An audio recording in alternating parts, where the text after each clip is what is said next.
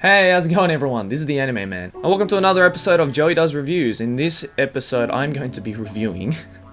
If you can see from the title and you know this anime, then you're probably thinking, oh yay, he's going to review that series.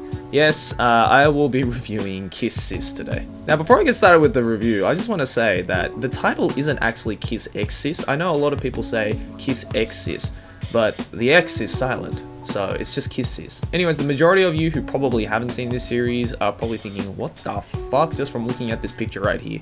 But I'm just going to go over the synopsis quickly, just so you guys know. The story follows the main character, Keita, who has two older sisters, Ako and Riko, but they're not actually blood related due to the fact that both their parents divorced and then married each other. So now technically they are non-blood related sisters. And since they're non-blood related, Ako and Riko madly love Keita. And now after a mishap at school, Ako and Riko finally confess their love to Keita, but Keita, since he's such a pure-hearted boy, doesn't want to see his sisters like that. In other words, he doesn't want to see Ako and Riko as a girl. He wants to keep them as his sisters. But after he tries to enter the same school as his sisters, he slowly becomes attracted to them.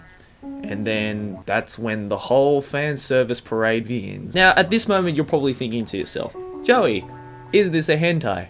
No, it's not a hentai, but it can get pretty close. It is definitely you need to be probably at least 18 to watch this series. In other words, it's one of those series where you should watch it in your own home.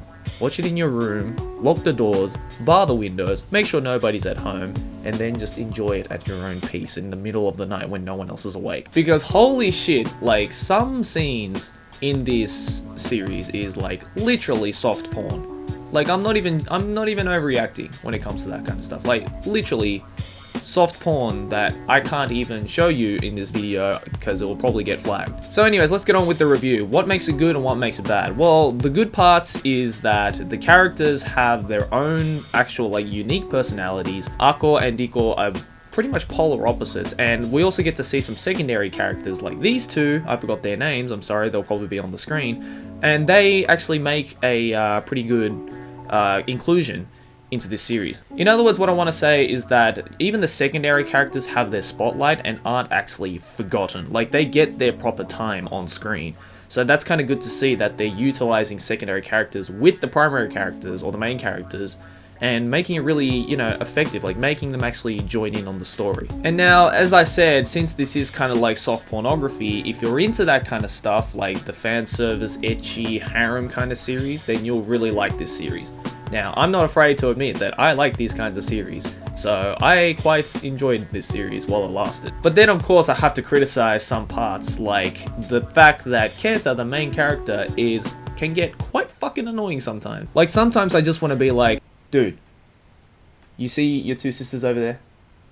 Just go fuck them already. I don't mind harem, ecchi series that kind of revolve around this one boy where all these girls like him, but I don't like it when the main character is a total fucking pussy and just doesn't want to do anything. And that's what I think is difficult about harem series and ecchi series like that, is the way that the main character interacts with all the girls that revolve around his life. Some main characters of those kinds of series can be really fucking annoying all the time, and it actually kind of destroys the series. Now, the main character for this series, Keita, can be like that sometimes, but in the second half, or as the story progresses, he starts to kind of not be able to control his thoughts. In other words, lust kind of tries to take over his reasoning, and he sometimes moves into that kind of lustful shit.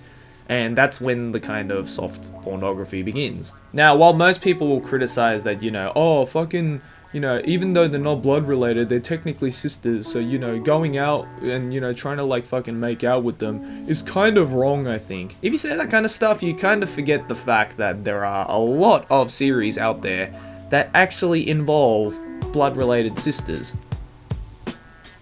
Orimo, anyone? Just saying. All in all, guys, if you like harem and ecchi series, then you'll really like this series, but if you're not into that kind of stuff, then you probably won't enjoy this series. There is character development, but there is not a lot of, story. So if you like story-driven series, then you probably won't like this series too much. All in all, I give this series 6.5 cat faces out of 10. Like I said, it's good if you're into that kind of stuff, but, if you like story-driven stuff, and I quite like story-driven stuff, then you won't... It's not the best anime in the world, let's just say that. Anyways, guys, let me know in the comments what you thought about Kiss Sis if you've watched it. Did you like it? Did you dislike it? What parts did you like? What parts did you dislike? And if you haven't seen it, then would you like to watch it? Maybe you don't want to? Let me know all that shit in the comments below. And if you want me to review an anime series, a manga series, visual novel, light novel, regular novel, pretty much anything that I would probably like and fits into this channel, then let me know all of that shit in the comments below and I'll definitely consider it. Anyways, thanks for watching, guys. As always, like it if you enjoyed. Subscribe for more anime banner. See you guys next video, whatever I make. Keep watching anime. Ja ne!